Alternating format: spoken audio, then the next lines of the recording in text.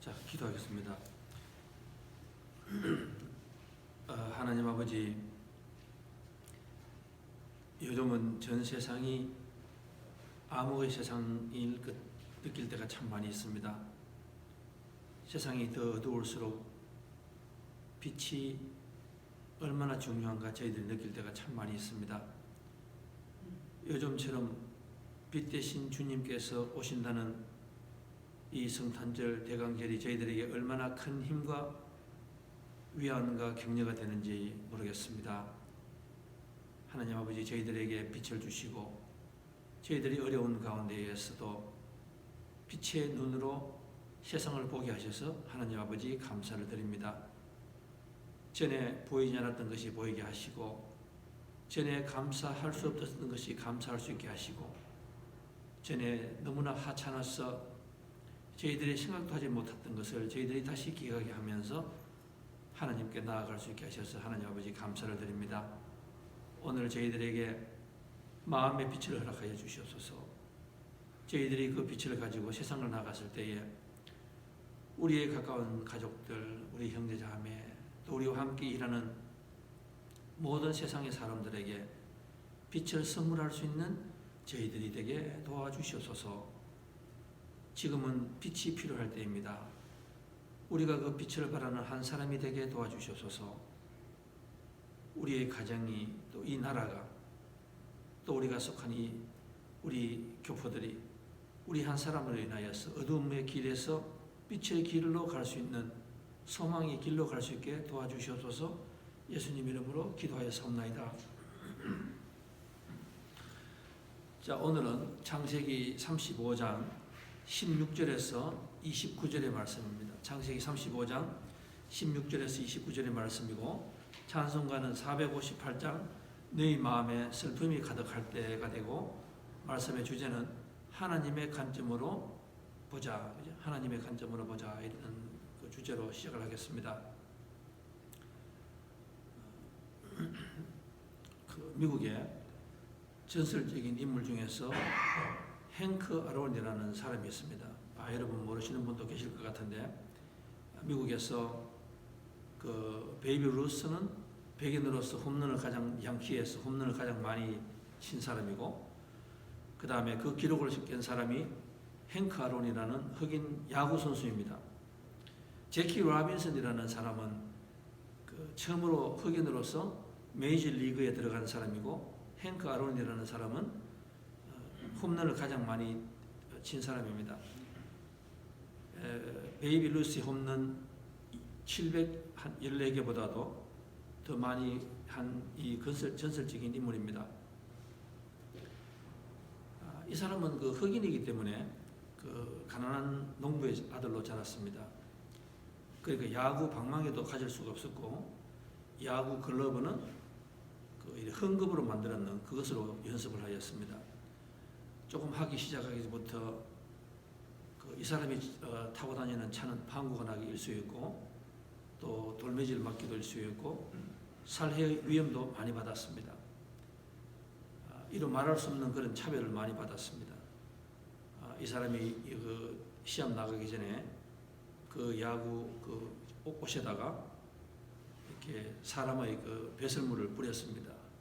그래서 쫓겨나갈 수도 있었고, 굉장한 차별을 많이 받았습니다. 이 사람이, 그런데 그 베이비 루스가 714개를 때렸는데 이 사람은 755개 때리고 1976년에 은퇴를 하였습니다. 혹시나 이분 그 사진을 보시는지 모르겠는데, 이분이 이렇게 웃는 모습을 보면은 참 저렇게 많이 고통을 받고 차별을 받고 과시를 받았는데, 저 사람이 저렇게 여유 있게 웃게 하는 것은 뭔가, 제가 단어를 때 여유 있는 웃음이라고 했습니다. 우리가 이렇게 사람을 보면은 잘 되기 때문에 웃는 것보다도 같은 신앙인으로서 힘든 가운데서도 여유 있는 웃음을 가지는 분들이 있습니다. 참 그게 축복이고 그게 참 위안이 돼요. 저한테는. 아마 여러분도 똑같을 것 같습니다. 여유가 없을 것 같은데 여유 있는 웃음을 띠는 분들이 가끔 계십니다. 참 그때마다 우리가 고개가 숙여지고, 참 저런 분을 내가 옆에 알고 있는 것이 참 이게 축복이구나. 축복이구나. 나에게 어떤 그 물질을 주는 것보다도 그 여유로운 웃음을 줄 때, 그래서 힘들 때 그분 얼굴을 이렇게 뵈면은 참 하나님 감사합니다. 저런 분을 내 가정에 주시고 내 교회에 주시고 제 옆에 주셔서 이게 너무너무 좋습니다. 지금 미국 사회는 필요 없는 그 돈이 필요 없는 것이 아닌 것 같습니다. 누구 하나가 여유 있는 웃음을 국민들에게 줄 수 있는 사람이 참 좋은 것 같아요. 국민들을 바라볼 때에 여유 있게 본다. 이분은 그런 여유 있는 사람입니다. 제가 그 여유 있는 웃음이라는 말은 제가 쉽게 쓰지 않았습니다. 참 그런 분이 드물어요. 이분은 그런 그 웃음을 가진 사람입니다.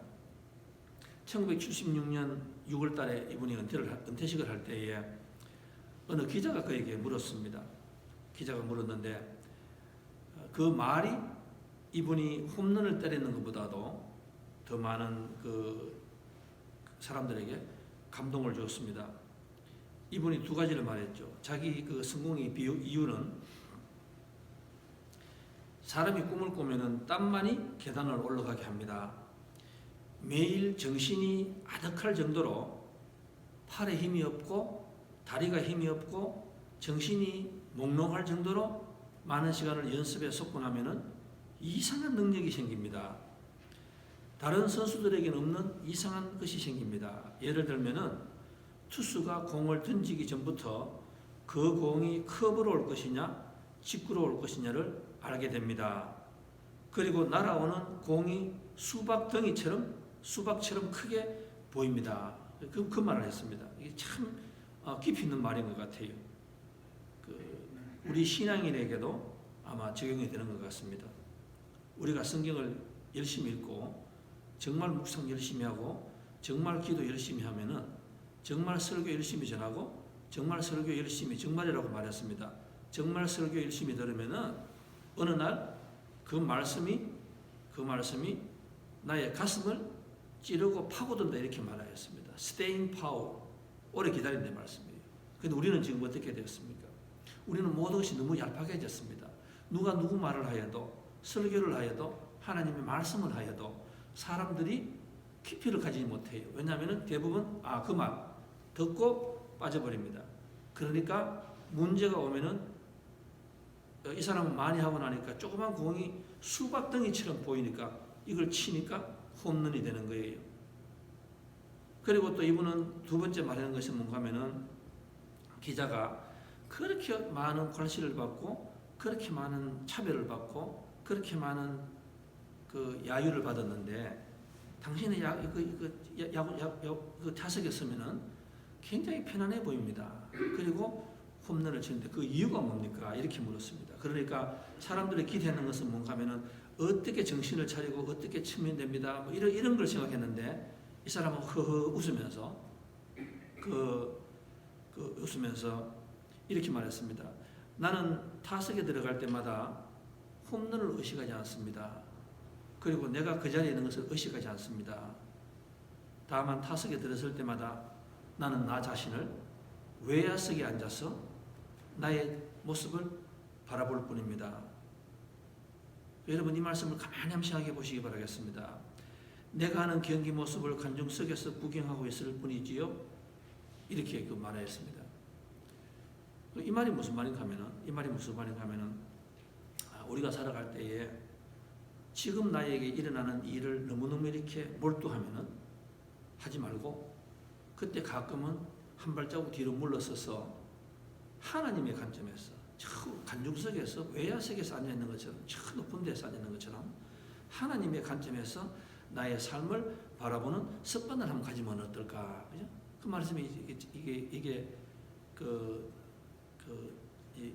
참 중요한 것 같습니다. 그런 말 있잖아요. 인생은 일어나는 한 사건이 중요한 것이 아니라 그것을 어떻게 해석하느냐에 따라서 어떻게 바라보느냐에 따라서 어떤 관점에서 시각에서 바라보느냐가 참 중요하다. 저는 그 영어 단어에 프린 퍼스펙티브 이걸 어느 관점 전체라는 관점에서 이야기를 해주면 좋겠다. 누가 저에게 와서 이렇게 말합니다. 목사님, 지금 큰일 났습니다. 목사님, 큰일 났습니다. 지금 이런 일이 났습니다. 사업에 큰 문제가 일어났습니다. 그런데 또 자녀에게 큰 문제가 일어났습니다. 이렇게 말하는 거예요.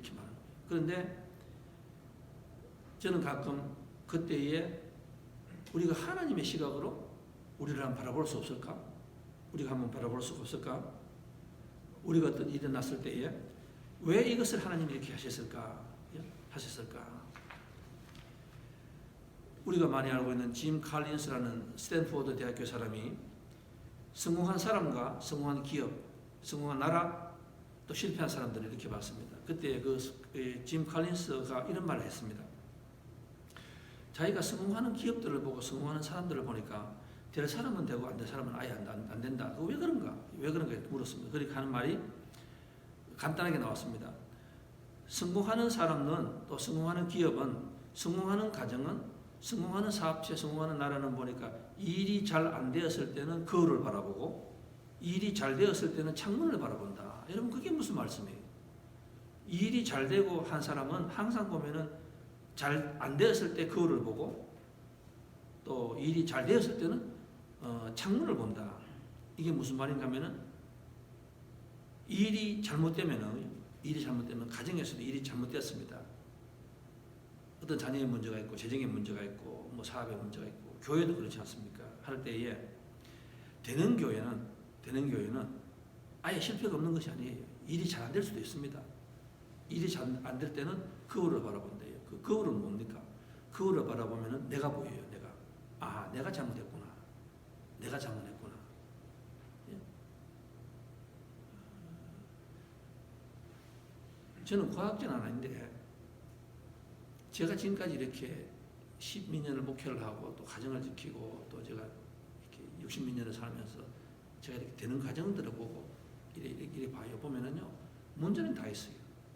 그런데 뭐가 차이 나는가 하면은 뭐가 안 될 때에 그 가정의 한 사람이라도 거울을 바라보면 돼요. 이게 내가 잘못했구나. 그런데 꼭 제가 보면은 거울을 보는 가정은 꼭 나중에는 합하여 선을 이루어요. 제가 그 예배를 아직 보지 못하였습니다. 교회도 똑같아요. 나라도 똑같아요. 그런데 잘 되었을 때는 창문을 봐야 되는데 잘 되었을 때 다 거울을 바라봐요. 다 자기 자랑. 근데 잘 되었을 때는 왜 창문을 봐야 됩니까? 잘 되었을 때는 나를 보지 말고 창문을 보면 남이 보이잖아요. 남. 그래서 일이 잘 돼서 남을 보라 이 말씀이에요. 내가 오늘 이렇게 된 것은 다 이 사람 덕분이고 저 사람 덕분이고 내가 어떤 과정에서 바라보는가. 제가 그냥 몇 가지를 빨리 보겠습니다. 중요하기 때문에. 잠언 4장 23절에 그래서 가장 중요한 것은 너 마음을 지키라. 너 마음의 생명의 모든 것이 뿌리가 거기서 나온다. 잠언 솔로몬이 하는 말입니다. 그 다음에 전도서 3장에 모든 것에는 때가 있다고 말하였습니다. 슬플 때가 있고 웃을 때가 있고 세울 때가 있고 또 쓰러뜨릴 때가 있고 18번 계속해서 사이클이 나오는 거예요. 그러니까 우리가 이 말은 무슨 말입니까? 우리가 슬플 때는 기쁠 때를 볼 수 있어야 됩니다. 다른 관점. 행카론이 말한 다른 관점입니다. 그죠? 그 다음에 웃을 때가 있습니까, 오늘? 그러면은 내가 언젠가는 또 울 때가 있는 거예요. 그래서 그걸 너무 이렇게 슬퍼하지도 말고, 너무 기뻐하지도 말고, 프린 퍼스펙티브. 그 다음에 창세기 45장, 요셉이 제일 많이 한 말이 뭡니까? 창세기 45장 50장에서 하는 말이 뭔가 하면은 형님들은 나를 실수하여서 남에게 나를 팔았지만은 하나님은 그렇게 생각하지 않습니다. 형님을 통해서 실수를 통해서 하나님께서는 나를 애굽의 국무총리를 만들기 위해서 이렇게 만들어 오셨습니다. 그게 바로 이 요셉의 성공 이유예요. 요셉의 성공담입니다. 제가 우리 교회나 우리 2세대를 보시고 또 우리 주위에 보시면 성공한 사람들하고 대화를 나누면 꼭 그것이 있습니다. 항상 다른 관점에서 보는 거예요. 사람이 기쁠 때 허허허 뛰는 사람 호들갑 뜨는 것이 아니라 저 사람은 참 오늘 좋은 일이 있었는데 참 캄해요. 그리고 참 슬픈 일이 있습니다. 그래도 캄해요. 왜냐하면 프린 퍼스펙티브 다른 관점에서 볼 수가 있는 거예요. 호들갑을 떨지 않는 거예요. 그리고 일을 망치지 않는 거예요. 열왕기하 6장에 보면은 엘리사가 아람 왕이 죽이려고 달려들고 있습니다. 그 물질에 돈에 문든 이 게하스 몸종은 뭐라고 이야기합니까? 큰일 났습니다. 우리를 죽이기 위해서 저런 사람들이 물려옵니다. 이렇게 말하는데 엘리사는 뭐라고 이야기합니다. 두려워하지 말라. 우리와 함께한 자가 그들과 함께한 자보다도 훨씬 많다. 참 이 단어 좋지 않습니까? 이 하나님의 관점에서 바라본다. 다윗은 내가 사망의 음침한 골짜기를 다닐지라도 두려워하지 않는 것은 주의 막대기와 지팡이를 바라본다. 우리가 하박국 3장이 있지 않습니까? 무화과 나무가 무성하지 못하며 포도나무가 열매가 없어도 나는 누구를 바라본다고? 그걸 바라보는 것이 하나님을 바라본다. 고린도서 6장 우리는 다 무명한 자 같으나 유명한 자요 살아있고 징계를 받는 자 같으나 죽임을 당하지 아니하고 근심하는 자 같으나 항상 기뻐하고 가난한 자 같으나 많은 사람을 부유하게 하고 아무것도 없는 자 같으나 모든 것을 가진 자로다. 이렇게 나오고 있습니다. 제가 관점을 이야기하니까 한국에서 어느 지인이 저에게 이런 글을 저한테 하나 보여주셨습니다. 한국의 어디에서 서초동 어디에서 그 건물 빌딩이 많은 거기에서 구두 닦기를 하는 아저씨가 한 사람이 있었습니다. 나이가 66살 먹었습니다. 이 사람이 거기에서 38년을 구두 닦기를 거기서 했습니다. 근데 이 사람이 구두 닦기를 이렇게 하는데 사무실로 들어가서 구두를 다 이렇게 모읍니다. 그리고 구두가 얼마나 많은지 이걸 66살 먹은 사람이 허리가 막 휘어질 정도로 이걸 내리고 와서 이제 닦아가 이렇게 하는 거예요. 근데 이 사람이 구두를 닦으러 가가지고는 구두를 이렇게 어떤 거는 그 자리에서 닦으면서 이렇게 노트를 끄잡아내요. 이 텔레비전 스크린 나오는데 노트를 끄잡아내더라고요.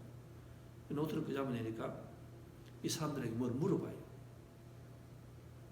그래 아마 그 쇼가 이 사람이 구두 닦기를 하는데 그게 중요한 것이 아니고 이 사람이 뭐를 이렇게 물어보는 거예요. 그래서 나중에 물었습니다. 뭐 하십니까? 이렇게 물으니까 이분이 그 사형제 아들을 키우는데 돈이 없어서 또 엄마가 아파요. 엄마가 아프니까 이 자녀들 어린아이 하나가 지금 고등학교 2학년인데 제일 어린아이가 집에서 엄마를 대변 다 받아내는 배설물 다 받아냅니다. 학교를 이렇게 못 가니까 가는니까. 그러니까 이 아버지가 뭘 하는가 하면은 아이가 공부를 하다가 뭐가 막힐 거 아니에요. 뭐가 모를 거 아니에요. 그러면은 가정교사를 데리고 올 돈이 없는 거예요. 그러니까 그거를 이 아버지가 노트를 다 받았습니다. 네 질문이 뭔가.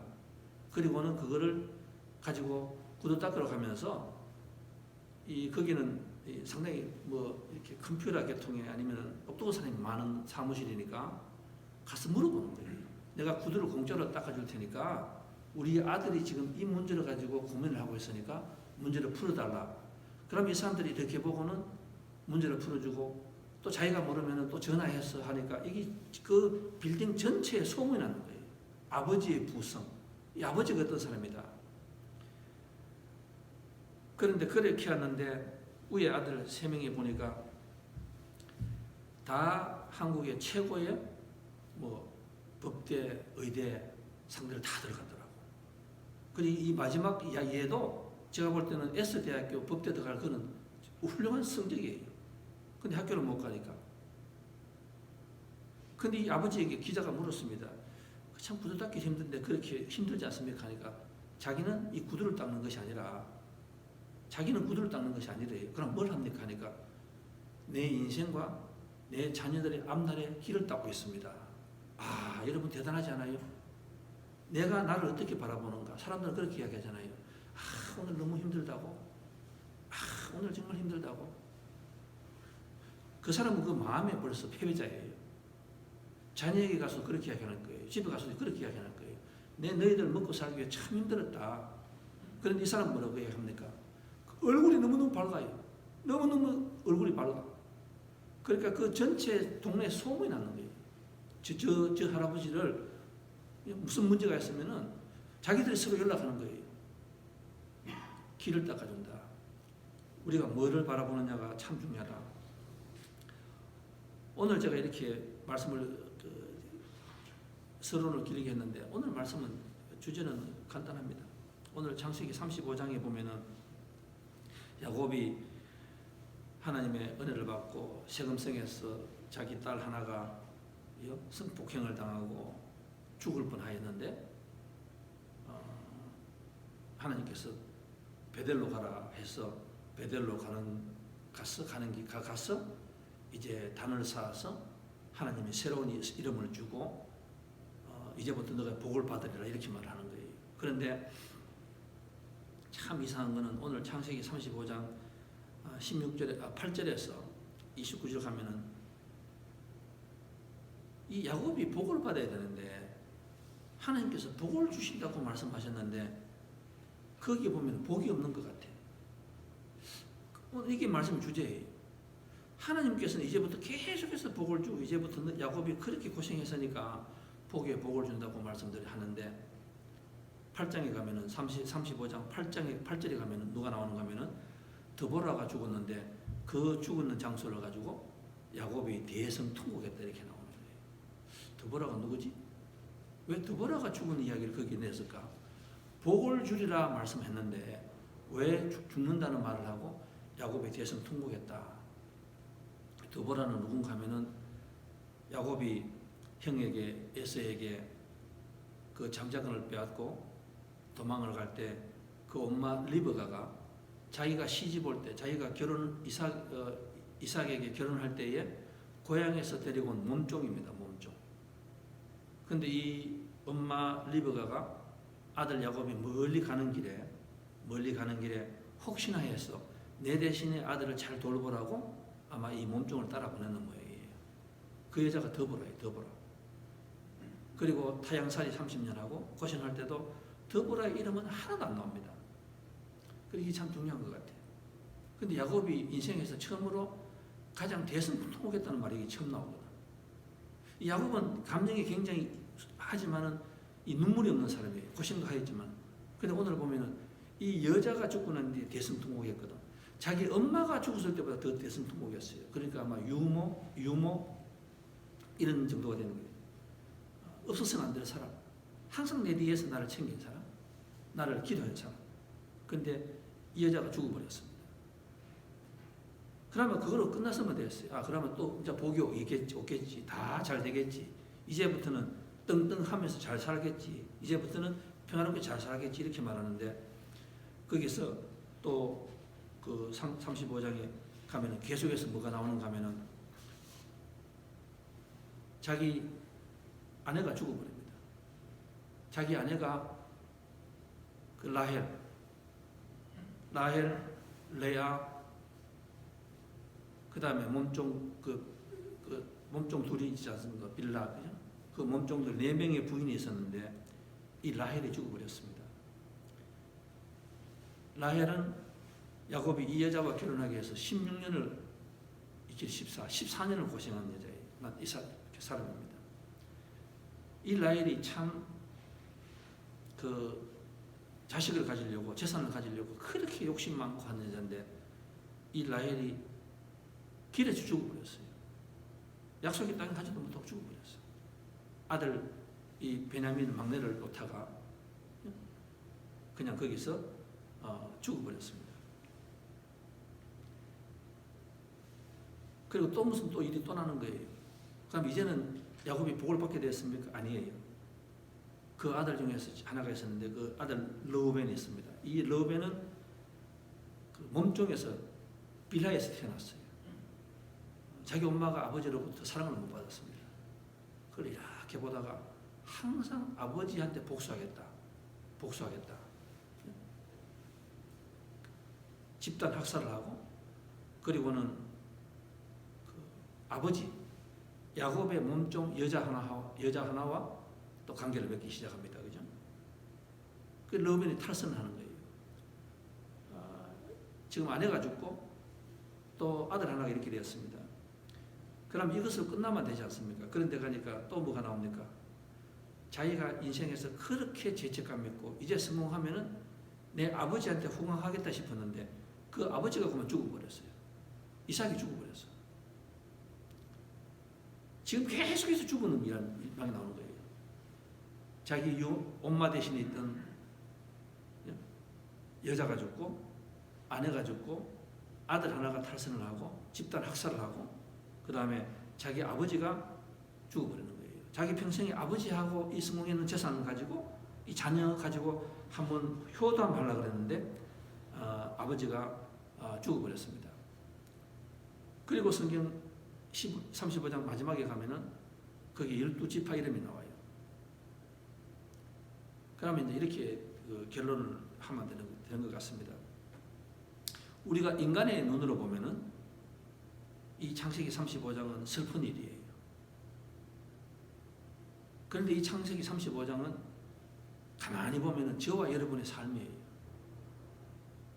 여러분은 어떨지 모르겠는데 저는 요즘 이렇게 살아가면서 그런 생각이 참 많이 들어요. 내 눈으로 보면은 이 야곱이 이게 우리 인생이에요.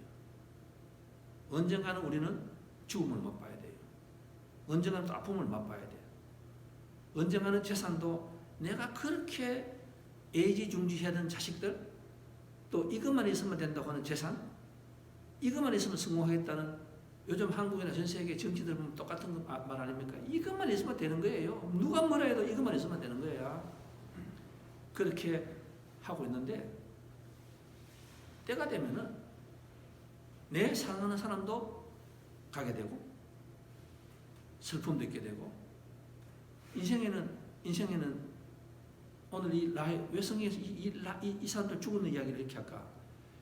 야곱이 그렇게 애지중지 이 사람만 있으면 되겠다 하는 그 유모는 죽어버렸고 이 라헬은 이제 내가 아들 하나만 놓아서 내가 저 3명 여자보다도 그 재산 내가 명예를 가지려 했는데 집에도 못 가고 객사에 그 아들 놓다가 죽어버리고 또 내가 그 아버지를 위해서 내가 한 번만 내가 충성하겠다 아버지 호강하겠다 내가 미안합니다 옛날에 죄를 지었습니다 했는데 딱 와서 보니까 아버지는 돌아가셔버리고 모든 게 떠나버려요. 그런데 그 성경에서 이 와중에서 계속해서 나오는 단어가 뭔지 압니까?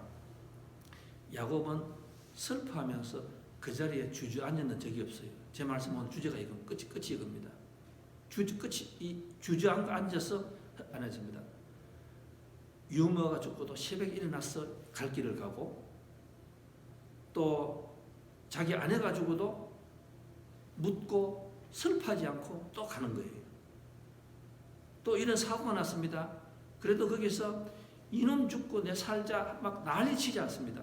그냥 막 삼키고 또 그 가슴을 내 마음에 접어두고 가는 거예요. 언제 그 르우벤에게 이 말을 합니까? 하고 싶은 말을 합니까? 제일 마지막에 죽기 바로 전에 그 유언에서 하잖아요. 너 이놈의 새끼 그때 나에게 그렇게 했다. 그 말을 그렇게 하는 거예요. 그런데 이게 이 야곱은 왜 야곱이 됐는가 생각하니까 허물이 없는 사람이 아니고 허물이 있고 하지만은 제가 담고 싶은 것은 뭔가 하면은 내 인생을 내 인간대로 보지 않습니다. 세상에 나는 하는 게 안 되는구나. 왜 이 사람도 죽고 이 사람도 죽고 이 사람도 죽고 이렇게 하느냐 이런 불평하지 않습니다. 뭡니까? 그냥 내 삶을 하나님에게 맡기는 거예요. 내가 좋은 일이 있으나 슬픈 일이 있으나 너무너무 좋아하지 않고 그냥 이것을 한 발자국 물러서서 하나님의 관점에서 바라보는 거예요. 오늘 이게 12명의 자식이 나옵니다. 정말 못난 자식들 나오잖아요. 근데 여러분 아시나요? 야곱은 그냥 내 길을 갔을 때에 나중에 이 12명이 뭐가 됩니까? 애굽의 고센 땅에서 가는 70명이 되고 그 70명이 430년 후에 뭐가 됩니까? 장정만 60만이니까 노인들하고 여자하고 다 합치면 250만 명의 장정이 되는 거예요. 야곱이 그렇게 하려고 했으면 그렇게 될 수가 없어요. 수학적으로 계산이 안 돼요. 그러나 야곱은 그것을 바라보지 않고 나는 오늘 내게 맡겨진 일에 슬프나 기쁜 일이 오거나 그냥 묵묵히 내 길을 가는 거예요. 신앙이 뭡니까? 신앙은 내게 주어진 일을 가지고 내가 좌절하고 너무 좋아하지 않고 그렇게 하는, 나는 묵묵히 내 길을 가는 거예요. 그리고는 하나님께 이 일을 다 맡겨버리는 거예요. 하나님께 일을 다 맡겨버려요. 오늘 저와 여러분들도 인생에 살아가면은 슬픔이 있습니다. 질병이 있습니다. 골치 아픈 일이 있습니다. 큰 아픔이 있습니다. 실망감이 있습니다. 절망감이 있습니다. 기억하십시오. 하나님께서 야곱에게 그 모든 이 일을 하실 때에 제일 서두에 34장과 35장에서 내가 너를 고생시키리라 말씀하지 않았습니다. 이제부터 내가 너에게 복을 주리라, 복을 주리라 계속해서 말씀하셨습니다. 그런데 현실은 복하고 너무 달라요. 현실은 복하고 너무 달라. 죽고 다 가지고 가시는 거예요. 그런데 하나님께서 나중에 보니까 그 와중에서 야곱에게 일을 맡기시는 것이 아니라 야곱을 통해서 하나님께서 일을 하시니까 야곱의 자녀가 나중에 어떻게 됐습니까? 그 못난 자식들이 12지파가 되고 요한계시록에 보면은 하늘나라의 왼쪽에 있는 12기둥이 되고 그 다음에 여기에서 이스라엘의 나라가 이루어진다. 그게 바로 축복이다. 그죠? 그게 바로 축복이다. 오늘 그것을 바라보면은 나에게 일어나는 이 일에 우리가 그렇게 관심을 가질 필요가 없는 것 같아요. 지금 일이 잘 됩니까? 천만에. 너무 좋아하면은 슬픔도 큰 걸 제가 알았습니다. 여러분 기억하십시오. 저는 세상에 너무 좋아하시는 분 제가 잠깐 캄다운 시키고 싶어요. 왜? 인생은 항상 슬플 때가 있고 웃을 때가 있습니다. 조심하세요. 지금 너무 좋아하지 마세요. 그러면 떨어지는 게 너무 힘껏 떨어져. 그러니까 기쁠 때 멀리 물러서세요. 그리고는 하나님께 그냥 겸손하시고 하나님께 충성하십시오. 슬픕니까? 너무 슬퍼하지 마세요. 하나님께서 저쪽에서 그 와중에서 우리 가정을 통해서 우리 자녀를 통해서 지금은 그렇게 못났지만은 잘나지 못하였습니다. 그러나 우리가 하나님께 회개하고 고백하는 동안에는 하나님께서 그 놀라운 그 역사를 이루고 계시는 거예요. 그 하나님이 오늘 우리와 함께 하시고 우리 가정의 주인 되시고 사업체 되신다는 것, 우리가 다 같이 할렐루야 아멘 할 수 있는 여러분 되시기를 주님의 이름으로 축원드리겠습니다. 다 같이 기도하겠습니다. 하나님 아버지, 오늘 창세기 35장에서 우리는 너무나 뜻밖의 예상 외의 일을 경험하기 시작합니다. 모든 것을 가져가 버리고 모든 사랑하는 사람, 아버지, 아내, 유모 다 이렇게 하나님께서 데리고 가셨습니다. 그런데 하나님께서는 계속해서 여기에서 복을 주리라 말씀을 하는데 왜 내가 그렇게 원하고 가지기를 원했던 것은 다 가지고 가십니까? 여기에 뜻이 무엇입니까? 하나님 아버지, 그 와중에서 하나님께서는 하나님의 사업을 하고 계십니다. 오늘 우리 가정이 멈추어서는 것 같고 또 뛰어나지 못하고 없는 것이 많이 있고 우리는 그래서 불평할 때가 있습니다. 그리고 우리가 기도에 또 열심히 하지 않을 때가 있습니다. 하나님 아버지, 절대로 그런 바보 같은 짓은 하지 않게 하시옵소서. 우리가 하는 일은 우리에게 주어진 것을 가지고 그냥 열심히 하는 것입니다. 그냥 하나님께 맡기고 열심히 하는 것입니다. 그럴 때 하나님께서는 우리가 상상하지 못하고 그 놀라운 역사를 이루어 가신다는 것, 우리가 가끔은 한 번씩 바라볼 수 있는 우리가 되게 도와주시옵소서. 우리에게 힘과 능력과 위안이 되게 도와주시옵소서. 예수님 이름으로 기도하여 삽니다.